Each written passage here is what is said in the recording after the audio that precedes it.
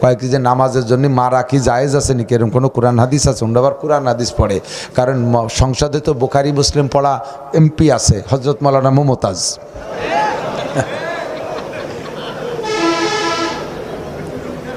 আছে না নাই? কয় কি আমি বুখারি মুসলিম তিরমিজি আবু দাউদ নাসাই এমন কোনো খণ্ড নেই যেটা আমি পড়ি নাই। তুমি সব খণ্ড পড়েছো, ঘোড়ার ডিমও বোঝো নাই চাচি, একেবারে আর একটা আলিফও বুঝিস না তুই।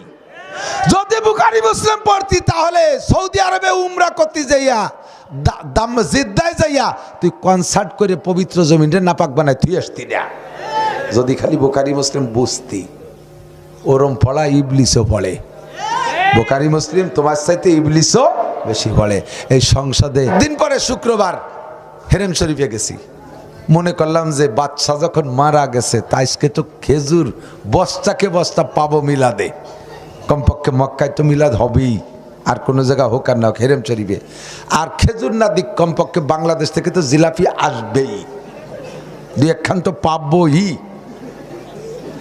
জুমার নামাজের আগে খতিব সাহেব বক্তব্য দিলেন, খতিব সাহেব তার বক্তব্যের ভিতরে বাচ্চার অনেক প্রশংসা করলেন, আর ফাঁকে ফাঁকে একটু দোয়া করতেছে, যারা বোঝে তারা আমিন আমিন কয়, আতুটনু নাই। ওই পর্যন্তই দোয়া শেষ, ওই পর্যন্তই মিলাদ শেষ, একটা খেজুরও খাতি দিল না, আর তো জিলাপিও দিল না। আমাকে দেশে অলিবারা ওরে বাবা মোড়ে মোড়ে গরু জবই দাও, নেতা মারা গেছে, তেনা তেনা হয়ে গেছে।